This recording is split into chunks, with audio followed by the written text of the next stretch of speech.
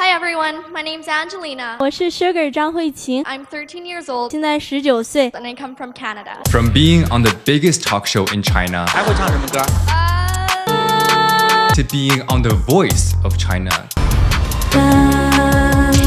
to how much money she makes The typical income would be around K a month. to her craziest fan interactions. One of the girls, she started crying. That was when I realized, like, oh my god, like I've made a big mistake. Angelina spills the tea on what it's really like to be an influencer with over 6 million followers. Keeners, welcome back to Jumpstart Your Career with me, Gary, and welcome to part 2 of our conversation with Angelina. If you haven't done so already, make sure to check out part 1. She talks all about her childhood, how she got started on social media, and it really sets the foundation of what we're going to be talking about today. If you haven't already, make sure to follow and subscribe to this channel, and with that being said, let's get into the content. Okay, so I think I've talked a lot about like like statistical milestones. I think I'll talk about some like event milestones that might be a bit relevant. So actually my first event milestone came before 16. It was actually a video my mom posted of me playing the cup song on Meipai. So it was like an older version of TikTok. It also went viral. I didn't know about it because she posted it. And Wait, so you've just been like a child star and you've just been popping off? just unintentionally, I don't know what it is about me and social media, but I've been on it for a long time, whether it be me posting it or my mom posting it or my dad posting it. But yeah, it was a video of me playing the cup song. Is it like... Yes. I got my ticket for the long way round. 2 bottle of whiskey for the way. And then we got like a director invitation to go on like Day Day Up, 天天向上.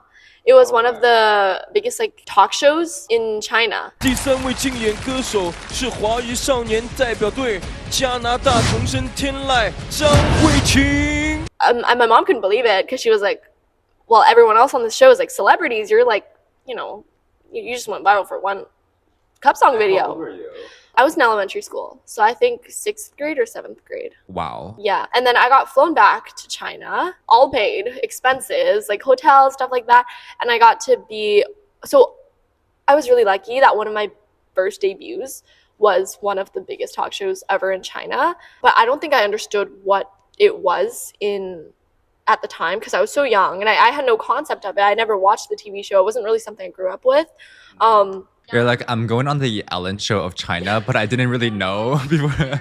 No, it was basically that. It's also the same stage where 歌手 is filmed. And yeah, like I can't even. I'm such like a bad Chinese celeb culture representative, but I don't even know what like the names of the judges were on that show, but they were like very, very well known, like even to this day. And I don't really know them, but I remember like I sang "I See the Light" from Rapunzel on that show.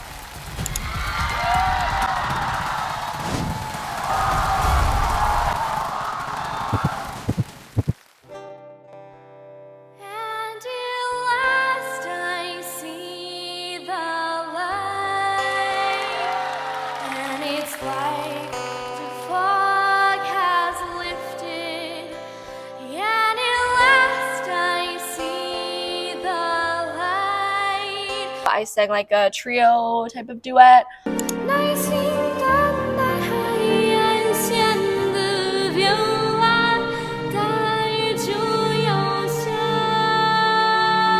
On that show, we ended up winning the show. We ended up winning with the other 2 people.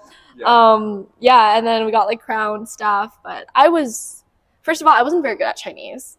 I was kind of annoying, and I didn't really understand like how important this show was because I didn't recognize any of the celebrities. I didn't watch the show, right? Like I said, so it was just like a whatever. You're like, whatever, I'm just here to do my stuff. Yeah, I'm just here to do my stuff, whatever. And then I remember like the show came out and then people in the comments were like, she's really annoying. And I was like, wait, guys. And I was reading the comments as like a grade 7. And I was like, wait, oh my god, why are people hating on me? But like I can understand. I watched the show back and I'm like, oh my god, I'm so annoying. Is there footage? Is there clips? There is footage. I'm gonna watch and clip. Oh my god, and you'll see this when you see the clip.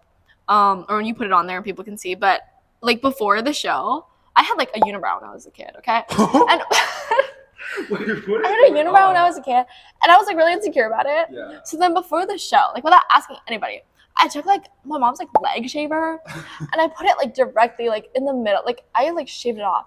But you know that your eyebrow like gap is like pretty thin, right? That shit is like really thick. So in the show, my eyebrow starts like here.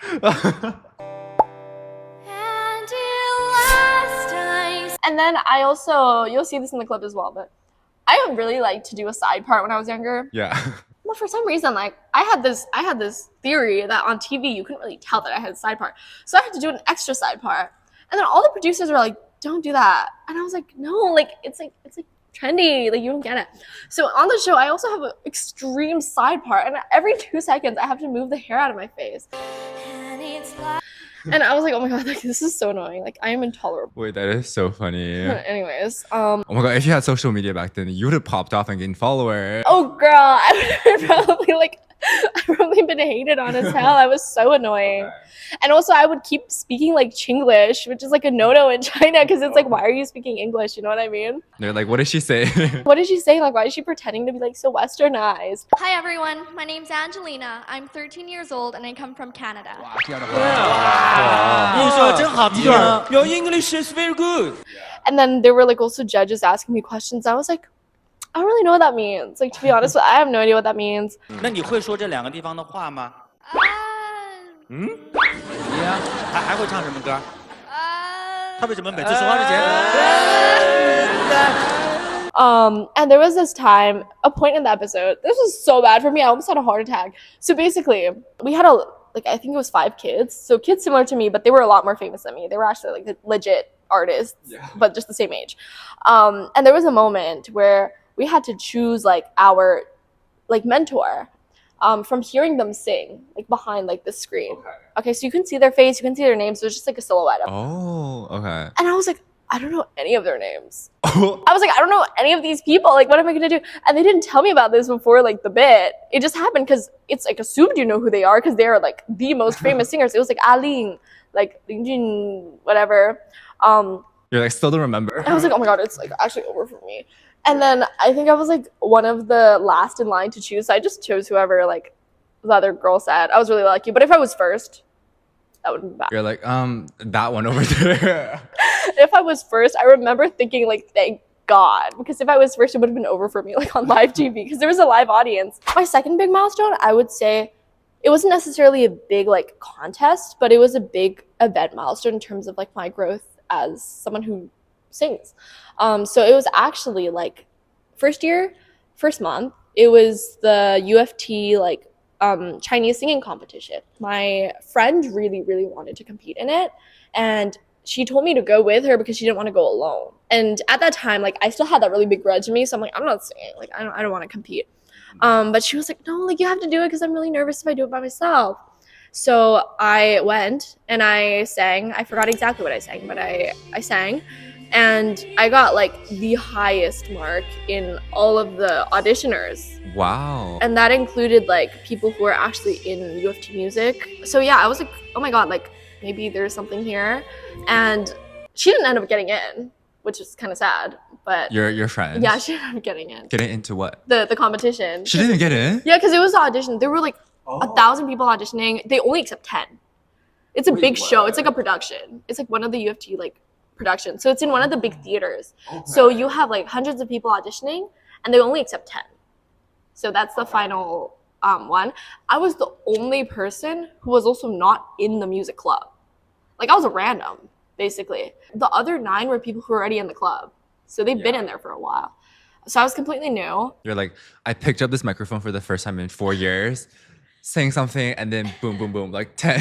No, I was like, oh my god, this was my first competition since like high school because I was in a lot in high school, but not for a while. And then I didn't invite anybody to the show because I had a lot of, I guess, like anxiety around like people judging how I sang still. So I wanted to just do it for fun for myself, and that made it a lot easier when nobody went. So I didn't tell my mom, I didn't tell my dad, I didn't tell any friends. I went alone. And there was like a popularity vote.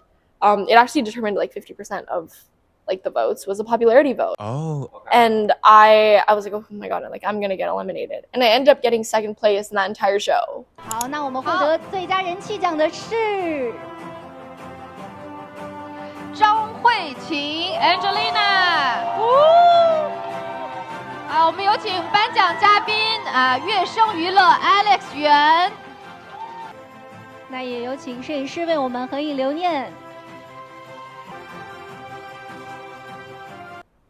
I remember like one of the contestants or the teachers, like he was like, you know, you should keep singing. Like you have something that other people don't have. You need to keep singing. And it was like a random guy. And I was like, okay, like actually I think this kind of reignited my passion that I had for music. It was actually ironically a random like UofT talent show, because I realized that like even without, you know, any people that I knew in the audience supporting me, like, you know, you can really affect people with music alone. Like I was so lucky that people voted for me even though like no one has seen my face ever before. And I was like, wait, there's like a connection that you can make here. I sit by myself talking to the moon, trying to get to you. I think this kind of planted the seed that maybe I would accept singing again. And then in the summer after that. Yeah, in the summer of that, I started singing. And because I started singing, the Voice of China reached out through my like DMs. And they were like, do you want to be on the Voice of China? And I was like, this is a scam. Like there's no way you're reaching out to me. But I responded to them because I really like the Voice of China. I was like, oh, like, do you have any proof you're like the real person at the Voice of China? And they added my WeChat and they put me on FaceTime, and they were in like the headquarters of the Voice of China. And she was like showing me like her badge, and she was like, I'm a director here. Like I can get you in the show. And I was like, oh my God. She's like, I'm sitting in this She was like literally sitting in there. I was like, oh, okay, maybe this is legit. Yeah. And it was a very, very long process of like her getting you to sing like hella songs. You have to send them like 4 songs every week. And then during the summer, they get you to go to like all the university campuses, because they rent out the university campus recording studios in China. That's where they screen the candidates. So you have to go in every single day. You go and sing your songs that you've been practicing, and they give you a new song every day. So you have to sing a new song every single day. And they tell you like, is the song, you know, fitting for you or is it not? And so every day you would see the same people. And there were about like 12 people in my group. I think 10 of them got screened out. So in my small group, only 2 people ended up going on the show. Yeah. And there's 100 people who goes on the show. But you can only see on TV, 1, the people get any turns, or 2, people who say good stuff in their interviews that they think like, okay, this is a good vibe, we'll put it in there. But oh my God, over 50% of the people that even make it on the show, which by the way, this is like already a 6-month process, they've already made it. Like 60% of them, they're never going to be on TV. So my worst fear is like going on a show like Voice of China and then in another alternative universe where I can sing, and then I sing my heart out and then none of them turn around. oh my God, That is so scary. can I just say something about the Voice of China is that like the judges are so much closer to you than you would think. Because on the show, it's like you and the chairs, right? Yeah. But when you're actually there, like the chair's like right there. And I'm like, what is going on? Like, why are they right there? Oh, I thought like you'll be like here and then you'll be like there. Yeah. And you know what's so embarrassing for me is that I thought because it was such a high production, like they would at least give you like some sort of safety net for your singing. Like maybe you have like a little bit of a backtrack or like a little bit of a pre-recording, right? Because it's China. So I was like, they're going to give me a safety net, right? It's going to sound good no matter what. No. Like it's like real singing, just pure singing on the spot. No backing track? No backing track, like no backup. If you fuck up, you fuck up, right? And it's like completely like the sound is like super loud. I was literally shaking. Like my leg was like this. Like I'm so glad I was not wearing a flowy dress because it would probably like be like that. But yeah, no, I have to say that my singing on that day was like, it wasn't even the same way that I would have usually sang the song because I was so nervous. Like my voice was actually shaking. Like I don't think I felt that sort of adrenaline since ever, actually. It was pretty crazy. Yeah. And I was really lucky because I did get a turn, so I did get to stay. And wait, tell me, walk me through the experience, like when you actually went on and like that TV thing. Okay, so basically, when it comes to singing, I think I'm just like a big letdown to a lot of people because 1, they hear my voice and they see a lot of potential and they put me in a very high like position in the show. But then I don't really meet the expectations because I don't really practice and I'm not passionate about it. Like I just don't like it. But anyway, this is context for the fact that I was the first to go up. Because when you're the first to go up on that day, it usually means that they want to put you in like a very important like role. Because previously, like the people who have gone up first, because we have to run multiple days, right? The first appearance, because there is a live audience, they want to make a very strong impression. And in the previous days, like the first people that went up were like the strongest in their like respective genres. And they put me first. And obviously I didn't meet my own expectations. I was so nervous. I didn't have like the amount of performance training that you need to like be able to perform in such like a big audience. How many people were there? It was like a small arena, but it was basically like filled like that end of the room because, and it was like tiered. So relatively big, and everything was in like neon lights, and it was like super futuristic. And then not to mention you have like the 4 celebrity judges that are there. I just don't think I had like the amount of performance training that you need to like be able to like chill in that situation. Yeah, like a stage presence. Yeah, and not to mention like being first was also not great for me because like I didn't really know how to handle that sort of like pressure. Unlike the other people who really like aced their first performance, because it was like they were waiting for this like their entire life, you know what I mean? So they really like aced it, but I was like, oh my god. You're like, what am I doing here? And then so yeah, I went on there. The walk is like painfully long, like up to where you're supposed to stand. I think I saw a video of you walking. I'm like, what is this? She's like walking forever.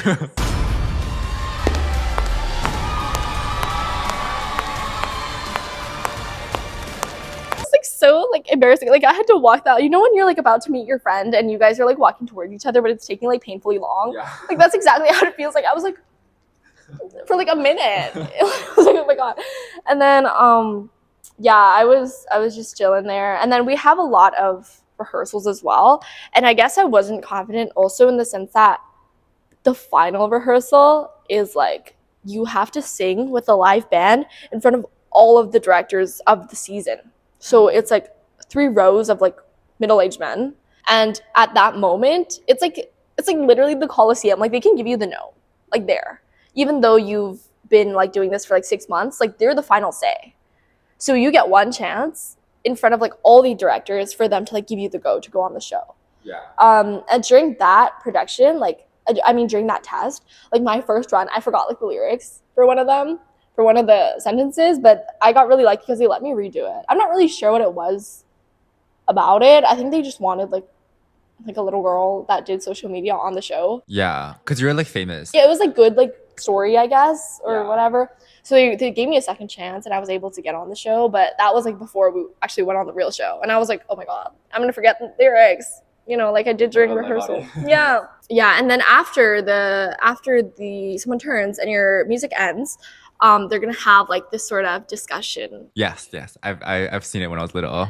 So what's funny about this conversation is that like everyone already has kind of a scripted story. Yeah. And you're expected to kind of like say all the information you have to say in this short amount of like riff time. So I had multiple stories. One was, you know, my dad being overseas and, you know, me trying to like inspire people through music, through my social media, stuff like that. That was the story they gave me.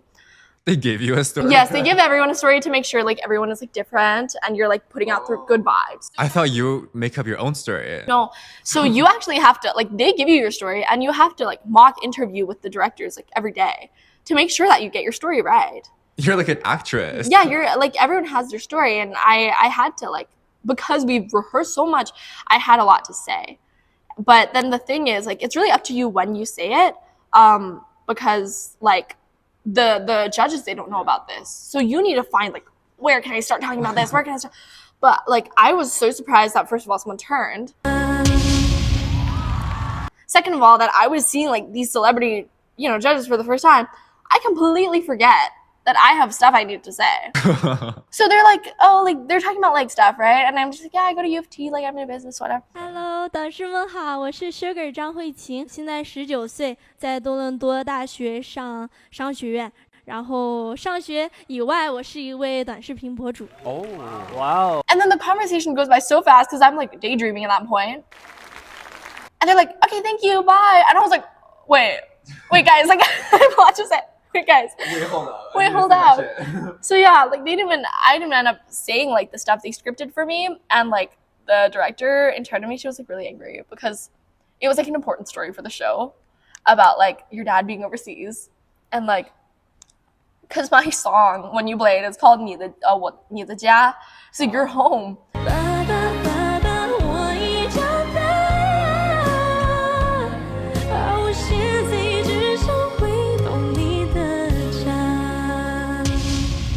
And I'm telling my dad, like, I want to come home, like, to China. Everything you've done for me, like, I appreciate it so much. And I realize it now. Angelina. It's like, yeah, you gave me, like, you know, the privilege that I have now, the home that I have now, the education I have now. I didn't say any of it.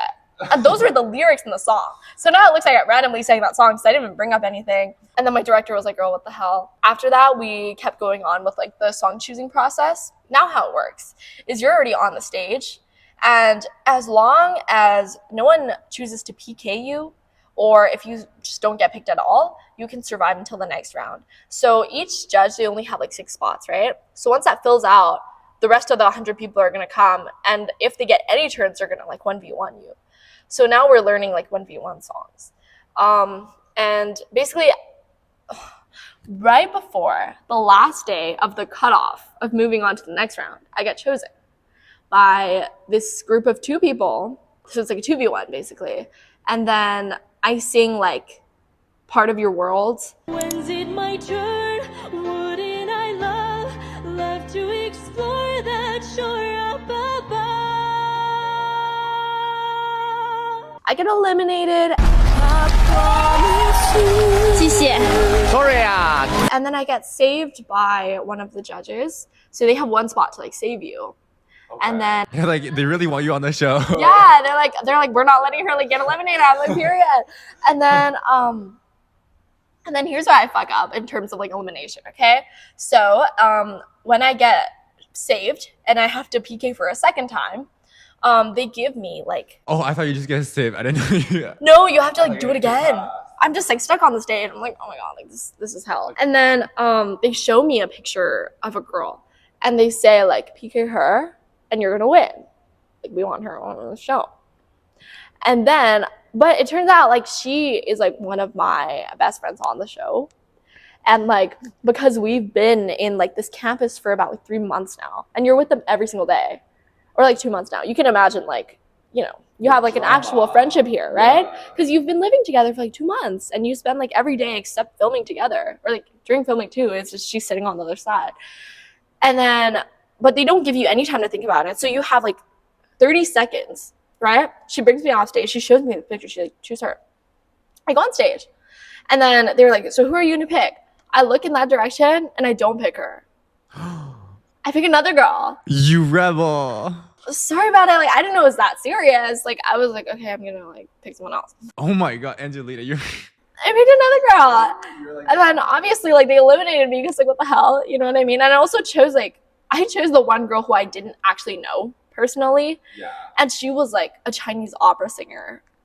Oh no. Yeah, which is like, it's like obviously they're not going to eliminate her, right? Because she's like a Chinese like legacy. So yeah, I got eliminated. But that's my story on The Voice. You know, if you want to stay on shows, like listen to your directors, I guess. But it's also like a lot more scripted than people would think. Wait, I love how like you stayed true to yourself and you didn't like let anybody put words into your mouth or like choose your actions. Like you were not literally like an NPC character on the show. Yeah, I think it's hard. It was much easier for me than it would have been for someone else. And I said this to my coach, singing coach at The Voice of China, which kind of made him angry. But after getting to know these contestants for so long, and a lot of them are much older than me, we've shared a lot of like personal stories with each other, and a lot of them are telling me like because of COVID they haven't really had a chance to like sing any of their songs for like 4 years now, and they've been waiting just for something, and now they're on this show, and like this is like their one chance out, right?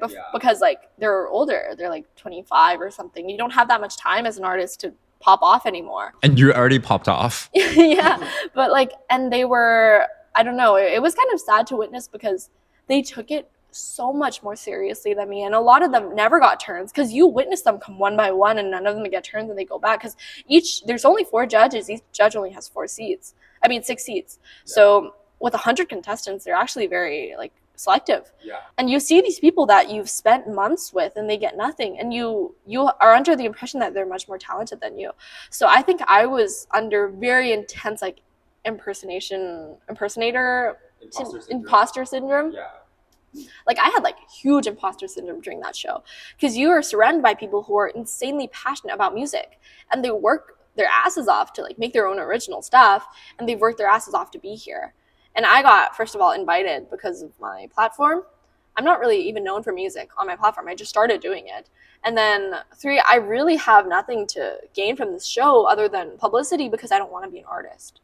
So I think I told my like coach, I said, I want to make space for another person. Like I don't want to be here anymore.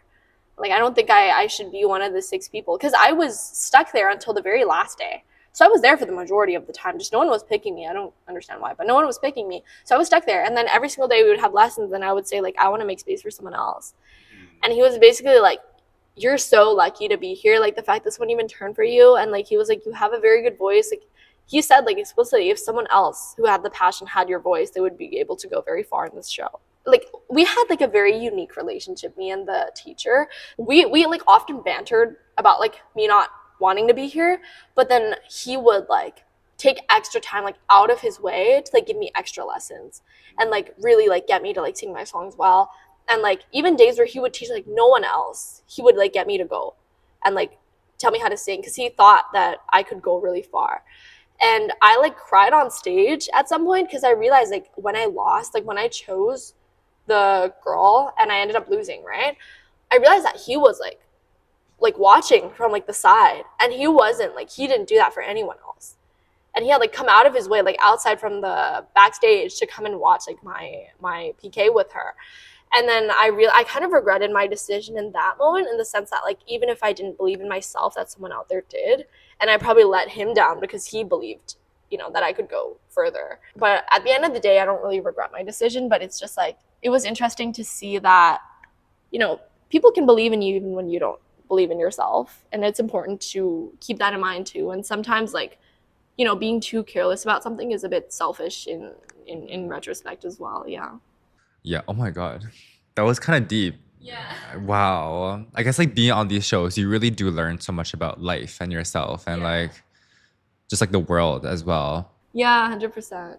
Are there any other like major milestones after The Voice of China? After The Voice of China, I would say one of my major milestones in terms of content creation, I would say, is working in one of the top 3 media companies in China. By the way, it's called. They're known for basically like creating influencers. So it's a different agency from signing influencers. They usually create them. So they sign like previous idols, they sign previous actors, models, things like that, and they make you into an influencer. That's what they're known for. So I was working there as a director for a while. I was working for Steph. She's on Instagram as well. So I was like her director. She doesn't know it's me, but anyway. And I was able to be around a lot of uber successful influencers per se. Like they had like 10 million or like 20 million, 50 million, like that sort of influencer. And I had a lot of like really nice conversations with them. That was one of the milestones for the reason that I realized I didn't want to be a full-time influencer. I wanted to be an influencer with like a business congruent to myself because I want to use my business degree. And this reason was because realistically, a lot of the influencers in China, they don't have like a very high education. And the reason why they're really bound to their agency is because they don't have like the outside knowledge per se that you could be independent. Like they're very heavily reliant. It's partially because of like agency marketing, obviously, but also because of like the culture that is built around influencing, is that there's a culture that you cannot do it yourself. And you have to sign to someone who knows what they're doing. When you become an influencer, you'll find that, I guess anyone out there, if you start gaining traction, you'll find a lot of agencies trying to sign you. And I would say like if you have like a business background or you have like more knowledge on this sort of industry, I would say don't sign. That's like horror stories, right? Like you sign like a random contract and then your like platform gets like taken away from you or whatever. Yeah. The thing is, I wouldn't, because this company was actually very like it was a very trustworthy company, but I think my advice is that because I worked as a director here, I can tell you exactly what this company can do for you. And it is basically a team of people who scroll TikTok for you, and they send you what they think is going viral, and they send you like video ideas, they send you scripts, but it is nothing. It's genuinely nothing that you cannot do. It's like they package it in a way that is like, we will give you inspiration, we will give you viral video ideas, but their viral video ideas are just like what they're seeing on their For You page that is relevant to your account, which is like, you could do that yourself. You don't need to split them 50% of your profit. 50% of your profit. And also, even like editors, these editors are overwhelmed. Like they have so much to edit all the time. Like they're pissed at most of the team most of the time because they have so much to edit. Like they're not gonna put that much. They're like the animators at Mappa. No, they're pissed. Like they're in terrible moods all the time. They're not gonna put that much time into your videos editing. 100% learn it yourself. Because I have witnessed these editors edit people who are like unimportant in the company. Like they're just like little creators, right? They put a lot of effort into like the big ones that actually matter for their KPI, obviously. But for the majority, like it's just like a done and go type. Yeah, and also if you don't edit your own videos and you don't get your own inspiration, like what are you doing as an influencer? Yeah, no, so that's literally the only thing they can do for you as a content creator who's starting out. Now, however, like if you want to be like a celebrity level influencer, at some point, if you don't have your own team, I would say consider signing, because these companies invest very, very heavily into stars. Like they don't invest into like the typical like influencer, you just signed in and you just started, like whatever. They don't care about you. But if you're actually popping off and they think you're like a good face for their company, they're going to invest everything that all these little influencers are slaving away to get them into you. So that's when you're really benefiting, is when you are popping off and you want to become a celebrity. Then maybe you should sign to one of like the top 3 agencies, because I guarantee that they will invest heavily in you. Because that's what their money is for. They take it from all these people that they're exploiting and they invest into one. Wait, you're like a really high profile influencer yourself, and you know the behind the scenes of the industry. You're like unstoppable. And you have a business degree. Hopefully, I don't know. A lot of things are easier to say than do. You can never really tell what's going to go viral. You don't know when it's going to last. Yeah. But I can just say that a lot of this advice, I hope, can help a lot of people who are just starting out and like avoid getting into like 10-year contracts like the moment you start going viral. Because, when you click into these agency profiles, you see a lot of like glamour. Right? You see their previous work, you see the celebrities that they've created, all the partnerships that they have, and you're going to think, oh my God, if I join, like they're going to give me these partnerships. But that's usually not the case. Let me put it this way. It's even more competitive to like make money when you're in an agency versus if you're alone. Because if you're in an agency, how it works is that, for example, if like a guitar brand, they want to like sponsor your company for like 10 videos, right? If you are not the top 10 creators in this company, it's never going to be you, because it's just going to go to the top 10 people. Like you are a company of like 200 creators competing for 10 ads versus like if you're alone and you have your own business email, it's just companies reaching out to you.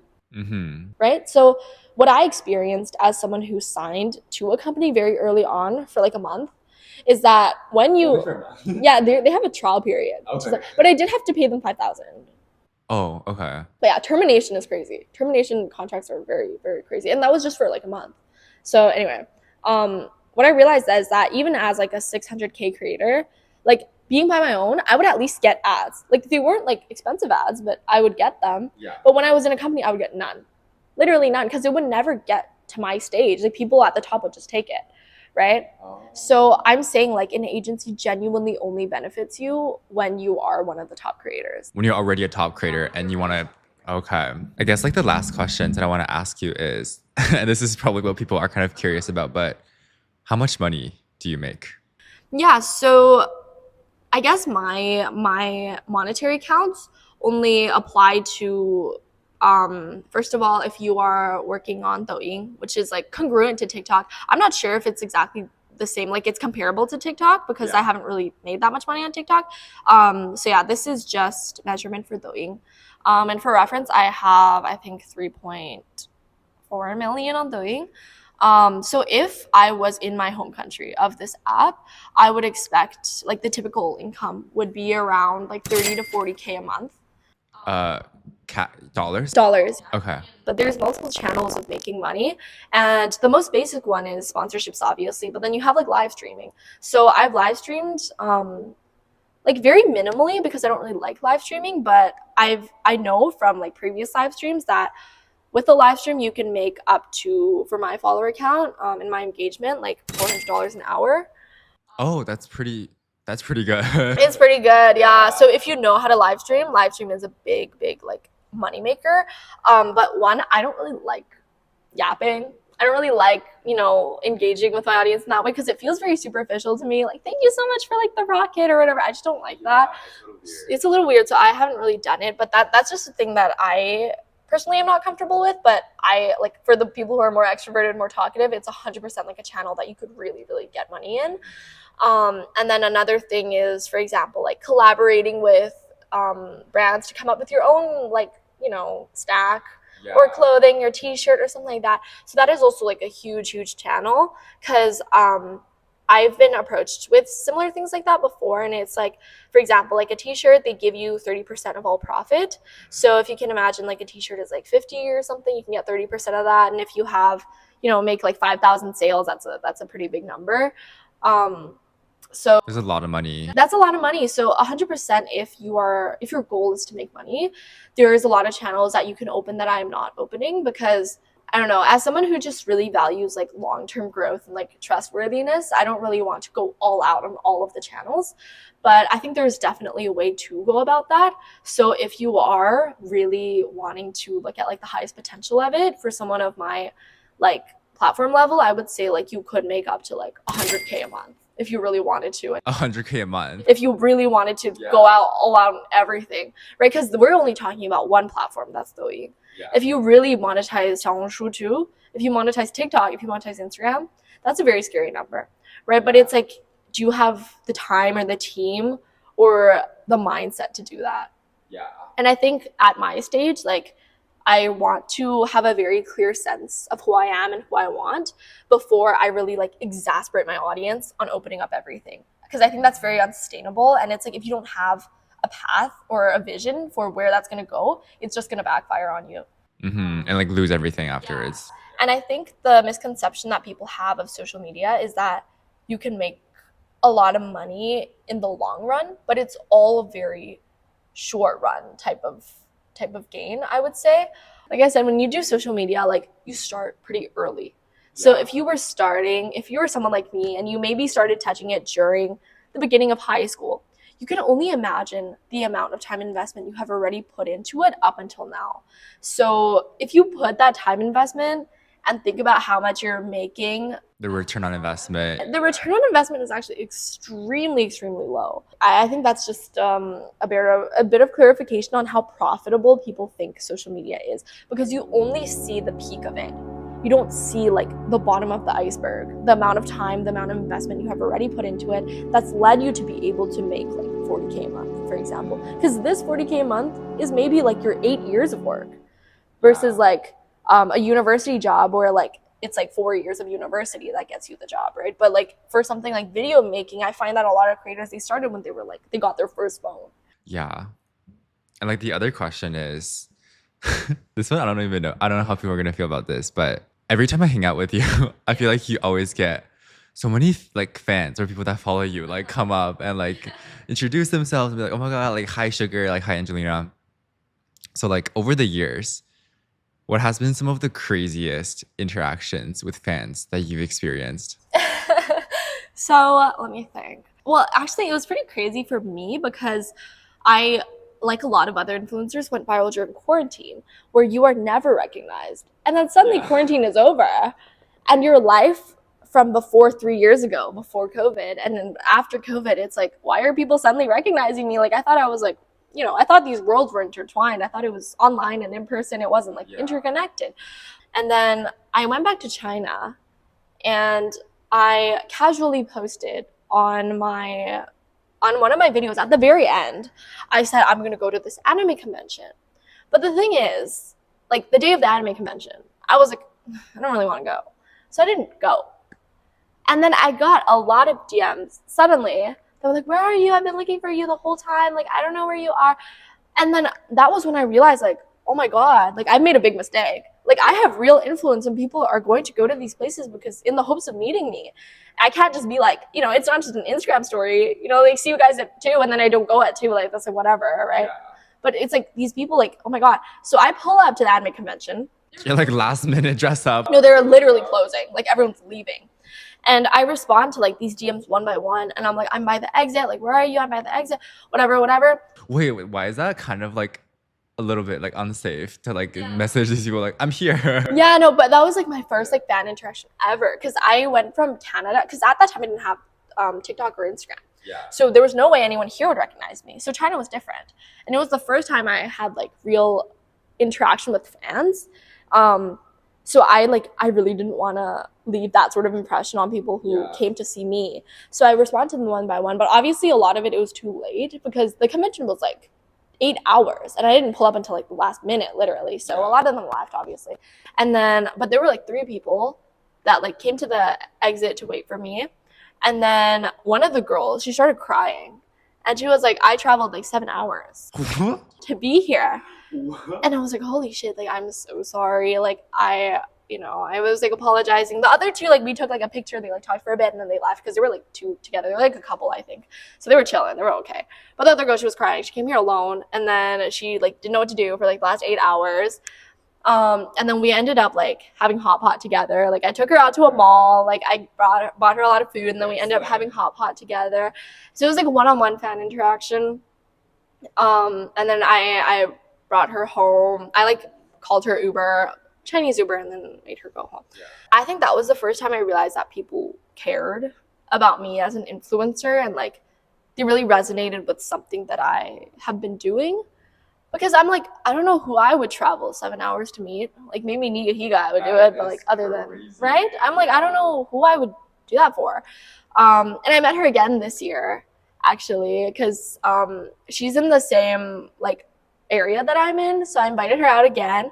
And then I actually went to an anime convention with 5 of my fans, just people who are in the area. And I was like, it can come out, we can go together. Yeah. I think I have a very like parasocial, I mean, not even a parasocial, but like a very like close knit relationship with a lot of my fans because I only have 3 fan channels in China, but you can open up to 40 and each of these chats are 500 people, but I've chosen to only open 3 because I really want to like get to know these people and like have like a more like tight-knit relationship versus just like a generalized. Yeah. So yeah, like when I go to anime conventions now, I only say it in these chats. I don't say it like up on my main platform just to avoid like disappointing a lot of people. So yeah, I went to the convention with them. That was really fun. They were all like high schoolers. They were like high schoolers. And then there was also once where I was leaving an airport and a fan literally like, I don't know how he figured out I was there, but he came to like say bye. And I was like, oh, okay, like, nice to see that you're here. But that was really funny to have people, like, literally send you off at airports. Like, I've never... To figure out what time you're going to be and which terminal. Yeah, I've never seen that before, so that was really new. And another thing that I really like to see is, like, I guess, like, younger girls who watch my videos because it, like, reminds me of myself. And I'm like, wow, like, it's so cool to, like, be able to see myself in, like, their shoes and how excited they are to, like, see someone they see on the internet in real life and they're like squealing and they're like, oh my god, I can get a picture and their hand is like shaking. Yeah. And I'm like, oh my god, like that's like literally me. But it's just so weird to be that person that people are so excited to see because as yourself, you never see yourself the way that other people see you. Like I still see myself as like the same as I was in like high school. I was like kind of weird. No one really wanted to talk to me. And then suddenly like people's like hands are shaking when they literally see me to like take a picture. And I'm like, okay, things have really like changed. And sometimes like when I see these girls, it kind of reminds me of, it kind of makes me feel more confident in the sense that like these people see something in me that sometimes maybe I don't even see. and they appreciate something that maybe I don't even appreciate. So maybe I should be nicer to myself. Mm-hmm. Especially these little girls, because it's like more congruent to like my own experiences. Yeah. But yeah, no, in general, all my experiences have been like relatively positive, I'd say. Mm-hmm. You're such a positive person. I was expecting you to say some like pervert recognized me like on the subway and try to like do something, or like, oh, like these like some like batshit crazy things. But I think it's really wholesome, like these stories. Yeah, I think I view like fans from a relatively positive light, because I think like no matter if it's like hate or love or whatever, like any sort of comment that people leave, it is never like personal. It is out of just like passion, right? Even, you know, with my recent controversy, like singing the APT song on Douyin, and I nearly got canceled for it, and people are being like, oh my god, like, you know, fuck you, like you're saying Rose, you know, like plagiarize stuff. Even comments like that, like I don't view it and feel, you know, that personally attacked. It's more of like they are so passionate about Rose that they like make these comments, right? And it's like people are so passionate these days, and it's good and it's bad. It's good if they're on your side, it's bad if they're not. That's the only difference. But any sort of hate, I feel like, is coming from the intense love that they have for something else. So it's always like two-sided. It's two sides of a coin.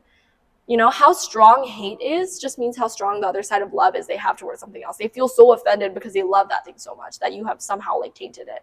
So I think if you are going to do social media, you cannot view, you know, negatives too negative, because you're going to see a lot of it in your career. You just have to see it as something neutral. Hate and love is both something neutral. And the final question that I'm going to ask you today is, moving forward in your career, what do you see for yourself? Maybe after you graduate, like what are your plans? Yeah, so right now I really want to gain like a good footing on all 4 main platforms, Which are? Douyin, Xiaohongshu, TikTok, and Instagram. These are the 4 platforms I'm mainly working on. In the future, I also want to try like more long form content, which is like YouTube, but that's a bit hard, and I'm not too familiar with that sort of genre.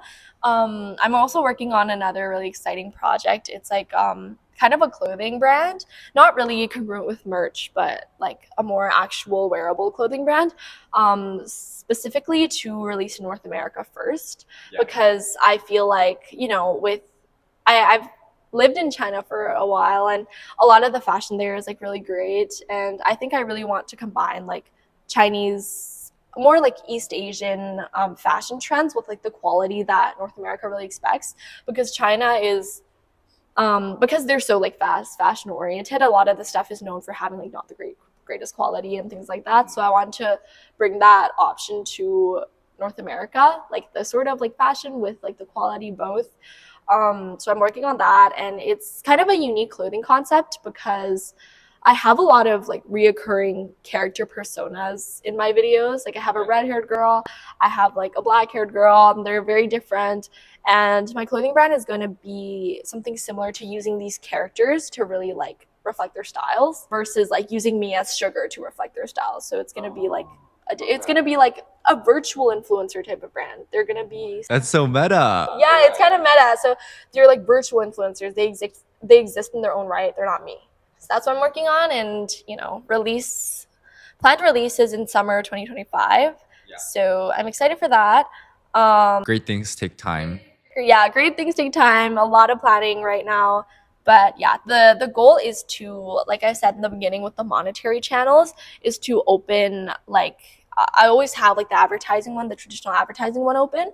And with the third one that I mentioned, which is about collaborating with products, as a business student, we all know it's better to have your own product than to have your audience feed into another product. So I think that's what I'm working on. Live stream is still a bit questionable for me. I don't think it's the best route for me, because live stream is a very risky channel, and the fact that if you don't have the personality that people are expecting, it probably backfires. So it's more of me working to really secure the first channel and the third channel. And with that, I think, you know, you can expect to have like a rather sustainable income that can be pretty competitive with something you'd expect from graduating from ramen. Yeah, for sure. Overall, you've shared so many interesting stories today and so many useful tips and resources when it comes to creating content, whether that's, the mindset that you should have, as well as like the scientific, algorithms and things behind it. So overall, I just want to say one more time, thank you so much for coming on. Thank you for having me.